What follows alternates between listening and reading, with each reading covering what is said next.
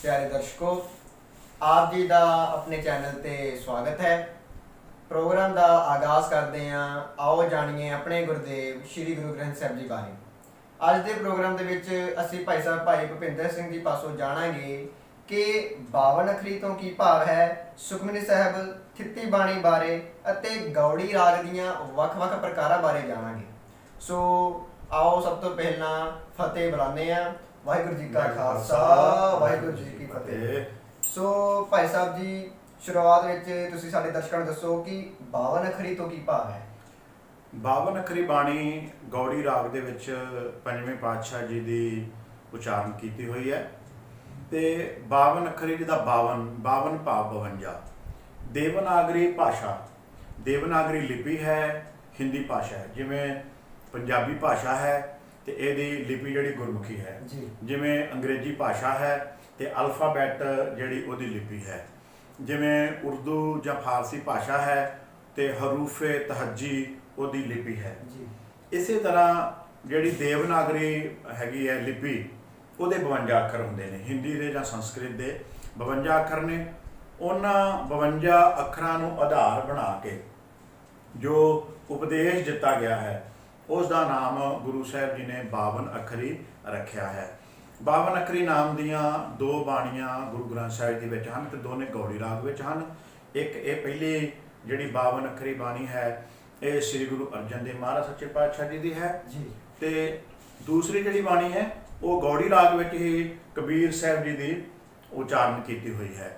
तो 52 ਅੱਖਰਾਂ ਨੂੰ ਆਧਾਰ ਬਣਾ ਕੇ ਇਹ ਉਪਦੇਸ਼ ਕੀਤਾ। ਜਿਵੇਂ ਮੈਂ 52 ਅੱਖਰੀ ਪੜ੍ਹਦੇ ਹਾਂ ਤੇ ਜਾਂ ਕਈ ਸੰਗਤਾਂ ਸਰਵਣ ਕਰਦੀਆਂ ਨੇ ਤੇ ਉਹਦੇ ਵਿੱਚ ਉਪਦੇਸ਼ ਇਹ ਆਉਂਦਾ ਹੈ ਡੱਡਾ ਡੇਰਾ ਇਹ ਨਹੀਂ, ਡੱਡੇ ਨਾਲ ਉਪਦੇਸ਼ ਹੈ ਜੈ ਡੇਰਾ ਤੈ ਜਾਨ, ਜਾਂ ਥੱਥੇ ਅੱਖਰ ਦੇ ਨਾਲ ਉਪਦੇਸ਼ ਹੈ ਥੱਥਾ ਥਿਰ ਕੋ ਨਹੀਂ ਕਾਏ ਪਸਾਰੋ ਪਾਮ, ਜਾਂ ਸੱਸੇ ਅੱਖਰ ਨੂੰ ਲੈ ਕੇ ਉਪਦੇਸ਼ ਕੀਤਾ ਹੈ ਸੱਸਾ ਸਿਆਣ ਪਛਾੜ ਇਆਨਾ, ਜਾਂ ਸੱਸਾ ਸਰਨ ਪਰੇ ਅਭਾਰੇ ਸ਼ਾਸਤਰ ਸਿਮਰਤ ਵੇਦ ਪੁਕਾਰੇ। तो जिन्ने भी देवनागरी के ये 52 अखर हैं उन्होंने अखरां नूं लैके जो उपदेश किया है उसका नाम 52 अखरी है। इस दे विच श्लोक हैं ते पौड़ियां हैं। पहला श्लोक दर्ज किया है, फिर श्लोक तो बाद पौड़ी गुरु साहब जी ने उचारण की है तो ये 52 अखरां नूं लैके जिहड़ा उपदेश किया 52 अखरी उसका नाम है जी। इस दे अखीर विच जो शब्द लिखा आंदा है यह श्लोक आद अंत पढ़ना है, इस दे बारे की कहना चाहोगे जी। ये जिहड़ा 52 अखरी दे अखीर दे विच 52 अखरी दे आरंभ दे विच ते एक अखीर विच श्लोक आउंदा है जी, जिहड़ा दो बारी आउंदा है। आरंभ विच श्लोक आउंदा जदों 52 अखरी शुरू हुंदी गौड़ी 52 अखरी महला पंजवा एक ओंकार सतगुर प्रसाद। श्लोक गुरदेव माता, गुरदेव पिता, गुरदेव स्वामी परमेश्वरा, गुरदेव सखा ज्ञान भंजन, गुरदेव बंधव सहोदरा।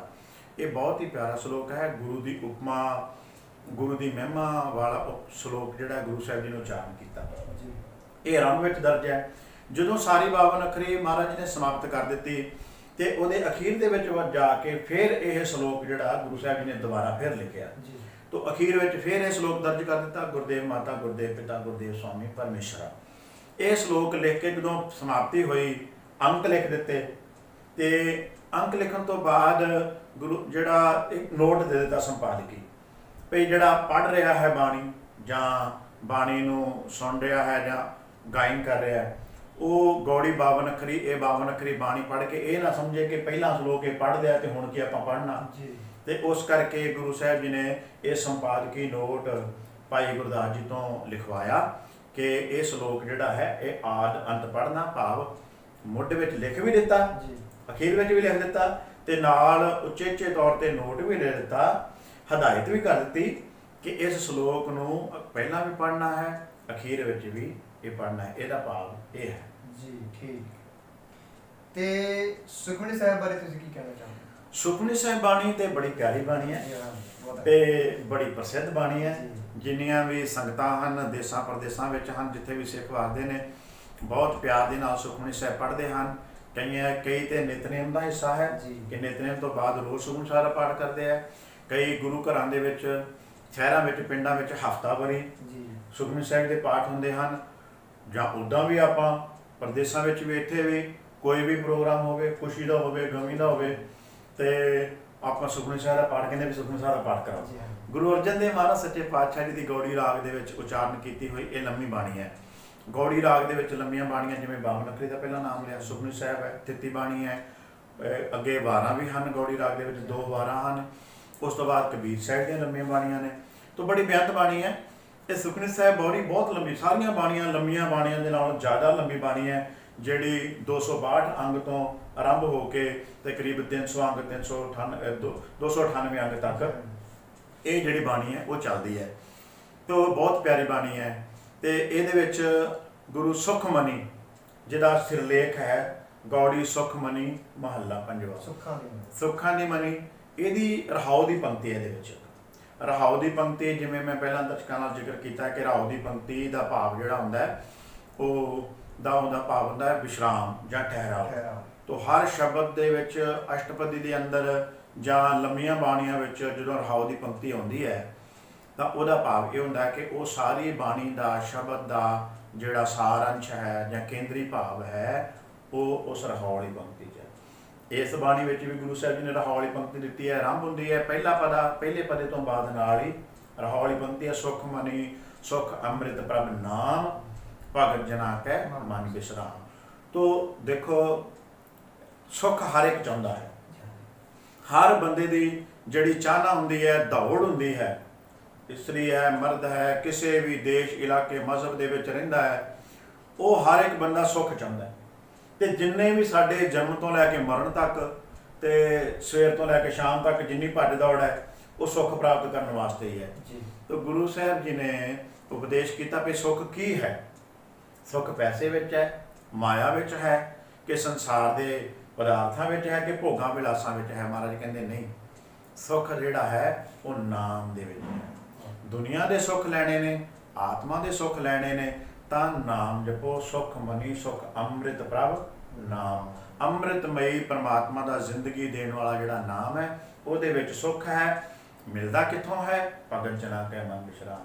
ਅੱਗੇ ਇਸੇ ਹੀ ਨਾਮ ਦੀ ਜਾਂ ਭਗਤ ਜਨਾਂ ਦੇ ਮਨ ਦੇ ਵਿੱਚ ਨਾਮ ਦੇ ਵਿਸ਼ਰਾਮ ਦੀ ਹੀ ਵਿਆਖਿਆ ਗੁਰੂ ਸਾਹਿਬ ਜੀ ਨੇ ਸਾਰੀਆਂ ਇਹ ਅਸ਼ਟਪਦੀਆਂ ਦੇ ਅੰਦਰ ਸਾਰੀ ਬਾਣੀ ਦੇ ਵਿੱਚ ਉਹ ਕੀਤੀ ਹੈ। ਬੜੀ ਗੁੰਦੀ ਹੋਈ ਬਾਣੀ ਹੈ, ਸਿਸਟਮ ਨਾਲ ਉਚਾਰਨ ਕੀਤੀ। 24 ਸ਼ਲੋਕ ਨੇ ਜੀ, 24 ਹੀ ਅਸ਼ਟਪਦੀਆਂ ਨੇ। ਅਸ਼ਟਪਦੀ ਦੇ ਬਾਰੇ ਵਿੱਚ ਪਿਛਲੇ ਹਫ਼ਤੇ ਆਪਾਂ ਗੱਲ ਕੀਤੀ ਸੀਗੀ ਕਿ ਅਸ਼ਟਪਦੀ 8 ਪਦਿਆਂ ਵਾਲੀ ਰਚਨਾ। ਤੋ 24 ਇਹਦੇ ਸ਼ਲੋਕ, ਹਰ ਅਸ਼ਟਪਦੀ ਦੇ ਆਰੰਭ ਵਿੱਚ ਪਹਿਲਾ ਸ਼ਲੋਕ, ਉਹ ਸ਼ਲੋਕ ਅਸ਼ਟਪਦੀ ਦਾ ਸਾਰ ਅੰਸ਼ ਹੈ। ਉਸ ਅਸ਼ਟਪਦੀ ਦਾ ਭਾਵ, ਸਾਰ ਭਾਵ ਜਿਹੜਾ ਹੈ ਉਹ ਅਸ਼ਟਪਦੀ ਦੇ ਵਿੱਚ ਪਹਿਲਾਂ ਸ਼ਲੋਕ ਦੇ ਵਿੱਚ ਮਹਾਰਾਜ ਜੀ ਨੇ ਵਿਖਿਆਨ ਕਰ ਦਿੱਤਾ। ਤੋ ਰਹਾਉ ਵਾਲੀ ਪੰਕਤੀ ਵੀ ਦਿੱਤੀ ਹੈ, ਹਰ ਸ਼ਲੋਕ ਅਸ਼ਟਪਦੀ ਦੇ ਸ਼ੁਰੂ ਵਿੱਚ ਸ਼ਲੋਕ ਵੀ ਦੇ ਦਿੱਤਾ। 24 ਸ਼ਲੋਕ, 24 ਅਸ਼ਟਪਦੀਆਂ, ਹਰ ਅਸ਼ਟਪਦੀ ਦੇ ਵਿੱਚ 8 ਪਦਿਆਂ ਵਿੱਚ, ਇੱਕ ਪਦੇ ਵਿੱਚ 10 ਪੰਕਤੀਆਂ। ਤੋ ਗੁਰੂ ਅਰਜਨ ਦੇਵ ਮਹਾਰਾਜ ਸੱਚੇ ਪਾਤਸ਼ਾਹ ਜੀ ਨੇ ਇਹ ਸੁਖਮਨੀ ਸਾਹਿਬ ਜਿਹੜੀ ਬਾਣੀ ਹੈ ਇਹ ਉਚਾਰਨ ਕੀਤੀ ਹੈ। ਸਾਡੇ ਆਤਮਿਕ ਸੁੱਖਾਂ ਲਈ, ਸੰਸਾਰ ਦੇ ਸੁੱਖਾਂ ਲਈ, ਹਰ ਤਰ੍ਹਾਂ ਦੇ ਸੁੱਖ ਲੈਣ ਵਾਸਤੇ ਇਹ ਨਾਮ ਬਾਣੀ ਗੁਰੂ ਸਾਹਿਬ ਜੀ ਨੇ ਉਚਾਰਨ ਕੀਤੀ ਹੈ। ਤੇ ਜਿੱਥੇ ਅਸੀਂ ਇਹ ਬਾਣੀ ਰੋਜ਼ ਪੜ੍ਹਦੇ ਹਾਂ, ਨੇਮ ਦਾ ਹਿੱਸਾ ਹੈ, ਹਫ਼ਤਾਵਾਰੀ ਪੜ੍ਹਦੇ ਹਾਂ, ਉੱਥੇ ਵਿਚਾਰਿਆ ਵੀ ਕਰੀਏ, ਅਮਲਾਂ ਵਿੱਚ ਉਤਾਰਿਆ ਵੀ ਕਰੀਏ। ਤੋ ਇਹ ਸੁਖਮਨੀ ਸਾਹਿਬ ਬਾਣੀ ਜਿਹੜੀ ਲੰਬੀ ਬਾਣੀ ਮਹਾਰਾਜ ਦੀ ਹੈ। ਇਹਦੇ ਵਿੱਚ ਸਿਰਫ ਸੁੱਖ ਬਾਰੇ ਹੀ ਦੱਸਿਆ ਹੈ, ਕਿਉਂਕਿ ਦੁੱਖ ਸੁੱਖ ਤਾਂ ਜ਼ਿੰਦਗੀ ਦੇ ਨਾਲ ਹੈ। ਹਾਂ, ਜ਼ਿੰਦਗੀ ਦੇ ਨਾਲ। ਵਧੀਆ ਗੱਲ ਹੈ, ਵਧੀਆ ਸਵਾਲ ਹੈ। ਦੁੱਖ ਸੁੱਖ ਜ਼ਿੰਦਗੀ ਦਾ ਹਿੱਸਾ ਹਨ। ਜਿਹੜੇ ਦੁੱਖ ਵੀ ਹਨ ਉਹਨਾਂ ਨੂੰ ਵੀ ਅਸੀਂ ਸੁੱਖਾਂ ਵਿੱਚ ਕਿੱਦਾਂ ਬਦਲਣਾ ਜੀ, ਜਾਂ ਉਹ ਜਿਹੜੇ ਦੁੱਖ ਨੇ ਉਹ ਵੀ ਸਾਡੇ ਵਾਸਤੇ ਸੁੱਖ ਲੈ ਕੇ ਆਏ। ਗੁਰੂ ਸਾਹਿਬ ਜੀ ਦੇ ਜਿਵੇਂ ਗੁਰੂ ਨਾਨਕ ਦੇਵ ਮਹਾਰਾਜ ਕਹਿੰਦੇ ਨੇ ਕਿ ਦੁੱਖ ਦਾਰੂ ਸੁੱਖ ਰੋਗ ਭਇਆ। ਭਈ ਦੁੱਖ ਜਦੋਂ ਅਸੀਂ ਝੱਲਦੇ ਹਾਂ, ਤਕਲੀਫ ਸਾਨੂੰ ਆਉਂਦੀ ਹੈ ਤੇ ਉਹ ਵੀ ਸਾਡੇ ਭਲੇ ਵਾਸਤੇ ਹੀ ਆਉਂਦੀ ਜੀ। ਤੋ ਗੁਰੂ ਸਾਹਿਬ ਜੀ ਨੇ ਇਹ ਸਾਡਾ ਨਜ਼ਰੀਆ, ਸੁੱਖ ਲੈਣ ਦਾ ਤਰੀਕਾ ਤੇ ਦੁੱਖਾਂ ਦੇ ਪ੍ਰਤੀ ਜਿਹੜਾ ਸਾਡਾ ਨਜ਼ਰੀਆ ਹੈ ਉਹ ਸਾਡਾ ਇਸ ਬਾਣੀ ਦੇ ਵਿੱਚ ਬਹੁਤ ਹੀ ਆਸਾਨ ਭਾਸ਼ਾ ਵਿੱਚ ਮਹਾਰਾਜ ਜੀ ਨੇ ਇਹ ਉਚਾਰਨ ਕੀਤੀ ਹੈ। ਤੇ ਪੰਜਾਬੀ ਤੇ ਆਪਾਂ ਸਮਝ ਸਕਦੇ ਹਾਂ। ਪੰਜਾਬ ਤੋਂ ਬਾਹਰਲੇ ਵੀ ਜਿਹੜੇ ਜਿੰਨੇ ਵੀ ਭਾਰਤ ਵਿੱਚ, ਪਾਕਿਸਤਾਨ ਵਿੱਚ, ਅਫਗਾਨੀ, ਇੱਥੋਂ ਤੱਕ ਕਿ ਕਈ ਮੈਨੂੰ ਬਾਹਰ ਪ੍ਰਦੇਸ਼ਾਂ ਵਿੱਚ ਐਸੇ ਵੀ ਮਿਲੇ ਜਿਨ੍ਹਾਂ ਨੂੰ ਹਿੰਦੀ ਪੰਜਾਬੀ ਨਹੀਂ ਸਮਝ ਆਉਂਦੀ, ਲੇਕਿਨ ਉਹ ਬਾਣੀ ਸੁਖਮਨੀ ਸਾਹਿਬ ਪੜ੍ਹਦੇ ਨੇ, ਬੜੀ ਫਸਟ ਕਲਾਸ ਨਾਲ ਸਮਝ ਆਉਂਦੀ। ਤੋ ਇਹ ਬਾਣੀ ਬੜੀ ਆਸਾਨ ਮਹਾਰਾਜ ਨੇ ਬਾਣੀ ਉਚਾਰਨ ਕੀਤੀ ਜੀ। ਠੀਕ। ਅਤੇ ਥਿੱਤੀ ਬਾਣੀ ਬਾਰੇ ਕੁਝ ਜਾਣਕਾਰੀ। ਥਿੱਤੀ ਸ਼ਬਦ ਜਿਹੜਾ ਪੰਜਾਬੀ ਰੂਪ ਹੈ ਇਹਦਾ ਹਿੰਦੀ ਵਿੱਚ ਹੈ ਤਿੱਥ, ਤਿਥੀ। ਜਦੋਂ ਆਪਾਂ ਹਿੰਦੀ ਵੀ ਲਿਖਦੇ ਆ, ਆਪਾਂ ਲਿਖਦੇ ਆ, ਪੜ੍ਹੇ ਲਿਖੇ ਬੱਚੇ ਵੀ ਜਾਣ ਹੋਣਗੇ, ਤਿੱਥੀ ਲਿਖਿਆ ਹੁੰਦਾ ਜੀ।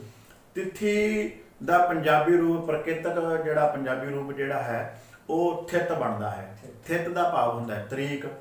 ਹਾਂਜੀ। ਜਿਵੇਂ ਮੈਂ ਪਹਿਲਾਂ ਵੀ ਜ਼ਿਕਰ ਕੀਤਾ ਕਿ ਗੁਰੂ ਸਾਹਿਬ ਜੀ ਨੇ 12 ਮਹੀਨਿਆਂ ਨੂੰ ਲੈ ਕੇ ਉਪਦੇਸ਼ ਕੀਤਾ। 12 ਮਾਹ ਦਾ ਆਪਾਂ ਪਿਛਲੇ ਐਪੀਸੋਡ ਵਿੱਚ ਵਿਚਾਰ ਕੀਤੀ ਸੀ, ਜਾਂ ਹੁਣੇ ਆਪਾਂ ਜ਼ਿਕਰ ਕੀਤਾ 52 ਅੱਖਰੀ ਦਾ 52 ਅੱਖਰਾਂ ਨੂੰ ਲੈ ਕੇ ਉਪਦੇਸ਼ ਕੀਤਾ। ਇਸੇ ਤਰ੍ਹਾਂ ਜਿਹੜੀਆਂ ਮਹੀਨੇ ਦੀਆਂ ਤਰੀਕਾਂ ਨੇ, ਥਿੱਤਾਂ ਨੇ, ਉਹਨਾਂ ਨੂੰ ਵੀ ਲੈ ਕੇ ਉਪਦੇਸ਼ ਕੀਤਾ ਹੈ। ਭਾਵ ਇਹ ਹੀ ਹੈ ਗੁਰੂ ਸਾਹਿਬ ਜੀ ਦਾ ਕਿ ਅਸੀਂ ਕੋਈ ਤਰੀਕ ਹੋਵੇ, ਦਿਨ ਹੋਵੇ, ਵਾਰ ਹੋਵੇ, ਮਹੀਨਾ ਹੋਵੇ, ਜ਼ਿੰਦਗੀ ਦੇ ਵਿੱਚ ਕੋਈ ਪੜ੍ਹਦੇ ਲਿਖਦੇ ਹੋਈਏ, ਉਹਨੂੰ ਹਰ ਇੱਕ ਤੋਂ ਅਸੀਂ ਉਪਦੇਸ਼ ਲੈਣਾ ਹੈ। ਆਤਮਿਕ ਤੌਰ 'ਤੇ ਅਧਿਆਤਮਿਕ ਜਿਹੜੀ ਹੈ ਉਹ ਸਿੱਖਿਆ ਲੈਣੀ ਹੈ, ਪਰਮਾਤਮਾ ਨਾਲ ਜੁੜਨਾ ਹੈ। ਤੋ ਜਿਹੜੀਆਂ ਇਹ ਥਿੱਤਾਂ ਹਨ ਇਹ ਚੰਦਰਮਾ ਦੇ ਹਿਸਾਬ ਦੇ ਨਾਲ ਮਹਾਰਾਜ ਨੇ ਲਈਆਂ ਹਨ ਜੀ। ਇੱਕ ਦੋ ਤਰ੍ਹਾਂ ਦੇ ਕੈਲੰਡਰ ਹੁੰਦੇ ਨੇ, ਇੱਕ ਲੂਨਰ ਕੈਲੰਡਰ ਹੁੰਦਾ ਹੈ, ਚੰਦਰਮਾ ਦੇ ਨਾਲ ਚੱਲਦਾ ਹੈ, ਇੱਕ ਸੂਰਜ ਕੈਲੰਡਰ ਹੁੰਦਾ ਹੈ। ਤੋ ਸੂਰਜ ਦੇ ਨਾਲ ਸੰਗਰਾਂਦ ਹੁੰਦੀ, 1 ਤੋਂ ਲੈ ਕੇ 30 ਜਾਂ 31 ਤਰੀਕਾਂ ਹੁੰਦੀਆਂ। ਇਹ ਜਿਹੜਾ ਚੰਦਰਮਾ ਕੈਲੰਡਰ ਹੈ ਇਹਦੀਆਂ ਥਿੱਤਾਂ 1 ਤੋਂ ਲੈ ਕੇ 14ਵਾਂ ਤੱਕ, 14ਵੀਂ ਤੇ 15ਵੀਂ ਤਰੀਕ ਨੂੰ ਜਿਹੜਾ ਹੁੰਦਾ ਹੈ ਉਹ ਪੂਰਨਮਾਸ਼ੀ ਜਾਂ ਮੱਸਿਆ। ਤੋ 2 ਮਹੀਨੇ ਦੇ ਵਿੱਚ 2 ਦਿਨ ਮੱਸਿਆ ਤੇ ਪੁੰਨਿਆ, ਤੇ 14 ਦਿਨ ਇਹਨਾਂ ਦੋਨਾਂ ਦੇ ਵਿਚਕਾਰ, ਮੱਸਿਆ ਤੇ ਪੁੰਨਿਆ ਦੇ ਵਿਚਕਾਰ ਇੱਕ ਚਾਨਣ ਪੱਖ, ਜਿਵੇਂ ਪਿੰਡ ਵਾਲੇ ਲੋਕ ਜਿਹੜੇ ਨੇ ਉਹ ਸਿੱਧਾ ਹੀ ਕਹਿ ਦਿੰਦੇ ਆ ਚਾਨਣ ਪੱਖ, ਹਨੇਰ ਪੱਖ। ਤੇ ਜੇ ਆਪਾਂ ਵਿਦਵਾਨਾਂ ਜਿਹਦਾ ਕਿਤਾਬੀ ਭਾਸ਼ਾ ਵਿੱਚ ਗੱਲ ਕਰਨੀ ਹੋਵੇ ਤੇ ਉਹਨੂੰ ਵਧੀ ਤੇ ਸੁਦੀ ਕਹਿੰਦੇ ਆ। ਤੋ ਇਹ ਜਿਹੜੇ ਹਨ ਇੱਕ ਤਰੀਕਾਂ ਹਨ 1 ਤੋਂ ਲੈ ਕੇ 14 ਤੱਕ, ਫਿਰ ਮੱਸਿਆ ਤੇ ਫਿਰ ਪੁੰਨਿਆ ਦਾ ਉਪਦੇਸ਼ ਗੁਰੂ ਸਾਹਿਬ ਜੀ ਨੇ ਕੀਤਾ ਹੈ। ਥਿੱਤੀ ਬਾਣੀ ਦੇ ਵਿੱਚ ਵੀ ਰਹਾਉ ਵਾਲੀ ਪੰਕਤੀ ਹੈ ਜਿਹੜੀ ਸਾਰੀ ਬਾਣੀ ਦਾ ਸਾਰ ਅੰਸ਼ ਹੈ। ਇਹ ਸੁਖਮਨੀ ਸਾਹਿਬ ਤੋਂ ਜਦੋਂ ਸਮਾਪਤ ਹੁੰਦਾ ਹੈ ਗੁਰੂ ਗ੍ਰੰਥ ਸਾਹਿਬ ਜੀ ਦੇ ਅੰਦਰ, ਉਸ ਤੋਂ ਨਾਲ ਤੁਰੰਤ ਬਾਅਦ ਪਹਿਲਾਂ ਸਾਰੀ ਬਾਣੀ ਤਰਤੀਬਵਾਰ, ਮੈਂ ਦਰਸ਼ਕਾਂ ਨਾਲ ਪਹਿਲਾਂ ਜ਼ਿਕਰ ਕਰ ਚੁੱਕਾ ਇਸ ਐਪੀਸੋਡਾਂ ਦੇ ਵਿੱਚ ਕਿ ਜੋ ਰਾਗਾਂ ਵਿੱਚ ਬਾਣੀ ਦੀ ਤਰਤੀਬ ਹੈ ਉਹ ਪਹਿਲਾਂ ਗੁਰੂ ਸਾਹਿਬ ਦੇ ਸ਼ਬਦ ਆਉਂਦੇ ਹਨ, ਹਰ ਇੱਕ ਗੁਰੂ ਦੇ ਤਰਤੀਬਵਾਰ, 5ਵੇਂ ਗੁਰੂ ਸਾਹਿਬ, 9ਵੇਂ ਗੁਰੂ ਸਾਹਿਬ ਤੱਕ, ਫਿਰ ਅਸ਼ਟਪਦੀਆਂ ਆਉਂਦੀਆਂ, ਫਿਰ ਛੰਤ ਆਉਂਦੇ ਨੇ। ਗੌੜੀ ਰਾਗ ਦੇ ਛੰਤਾਂ ਤੋਂ ਬਾਅਦ ਲੰਮੀ ਬਾਣੀ 52 ਅੱਖਰੀ ਆਉਂਦੀ ਹੈ ਜਿਹੜੀ ਮੇਰੇ ਖਿਆਲ 250 ਤੋਂ ਸ਼ੁਰੂ ਹੁੰਦੀ ਹੈ, ਤੇ ਉਹ 250 ਤੋਂ 261 ਤੱਕ, 62 ਅੰਗ ਤੱਕ ਇਹ ਚੱਲਦੀ ਹੈ। 10 ਅੰਗ 11 ਹਨ। ਉਸ ਤੋਂ ਬਾਅਦ ਸੁਖਮਨੀ ਸਾਹਿਬ ਸ਼ੁਰੂ ਹੋ ਜਾਂਦਾ ਹੈ। ਸੁਖਮਨੀ ਸਾਹਿਬ ਤੋਂ ਬਾਅਦ ਇਹ ਥਿੱਤੀ ਬਾਣੀ ਆਉਂਦੀ ਹੈ। ਥਿੱਤੀ ਬਾਣੀ ਤੋਂ ਬਾਅਦ ਫਿਰ 12 ਹਨ। 12 ਤੋਂ ਬਾਅਦ ਕਬੀਰ ਸਾਹਿਬ ਜੀ ਦੀ ਬਾਣੀ ਜਾਂ ਭਗਤ ਸਾਹਿਬਾਨਾਂ ਦੀ ਬਾਣੀ ਹੈ। ਤੋ ਇਹ ਬਾਣੀ ਜਿਹੜੀ ਥਿੱਤੀ ਬਾਣੀ ਹੈ ਇਹ ਤਿੱਥਾਂ ਨੂੰ ਲੈ ਕੇ, ਤਰੀਕਾਂ ਨੂੰ ਲੈ ਕੇ ਉਪਦੇਸ਼ ਕੀਤਾ ਹੈ, ਜਿਹਨੇ ਏਕਮ, ਦੁਆਦਸ਼ੀ, ਤ੍ਰয়োਦਸ਼ੀ, ਚਤੁਰਥ, ਪੰਚਮੀ, ਸਪਤਮੀ, ਅਸ਼ਟਮੀ, ਨੌਵੀਂ, 10ਵੀਂ ਹੈ ਨਾ ਜੀ, ਇਕਾਦਸ਼ੀ। ਤੋ ਇਹ ਜਿਹੜੀਆਂ ਥਿੱਤਾਂ ਹਨ, ਫਿਰ ਤ੍ਰয়োਦਸ਼ੀ, 3 ਤੇ 10, 13ਵੀਂ ਤਰੀਕ, 14 14ਵੀਂ ਤਰੀਕ, 14 ਦੇ 10, ਫਿਰ ਅਮਾਵਸ ਤੇ ਪੁੰਨਿਆ। ਤੇ ਇਹ ਬਾਣੀ ਨੂੰ ਲੈ ਕੇ ਜਿਹੜਾ ਉਪਦੇਸ਼ ਕੀਤਾ ਹੈ ਗੁਰੂ ਸਾਹਿਬ ਜੀ ਨੇ ਸਮਝਾਇਆ। ਇਹ ਵੀ 2 ਬਾਣੀਆਂ ਹਨ ਗੁਰੂ ਗ੍ਰੰਥ ਸਾਹਿਬ, ਥਿੱਤੀ ਬਾਣੀਆਂ ਵੀ 2 ਨੇ, ਇੱਕ ਗੁਰੂ ਅਰਜਨ ਦੇਵ ਮਹਾਰਾਜ ਜੀ ਦੀ ਹੈ ਤੇ ਇੱਕ ਕਬੀਰ ਸਾਹਿਬ ਜੀ ਦੀ ਗੌੜੀ ਰਾਗ ਦੇ ਵਿੱਚ ਉਹਨਾਂ ਦੀ ਵੀ ਥਿੱਤੀ ਬਾਣੀ ਉਚਾਰਨ ਕੀਤੀ ਹੈ। ਦੋਨਾਂ ਨੇ ਕੋਈ ਬਾਰੇ ਦੱਸਿਆ ਭਾਵ, ਹਾਂਜੀ, ਉਹ ਵੀ ਤਰੀਕਾਂ ਨੂੰ ਲੈ ਕੇ ਉਪਦੇਸ਼ ਕੀਤਾ ਹੈ, ਕਬੀਰ ਸਾਹਿਬ ਜੀ ਨੇ ਵੀ ਤਰੀਕਾਂ ਨੂੰ ਲੈ ਕੇ ਉਪਦੇਸ਼ ਕੀਤਾ ਹੈ। 14 ਤੱਕ ਹਾਂ, 14 ਤੇ ਫਿਰ ਮੱਸਿਆ ਤੇ ਪੁੰਨਿਆ।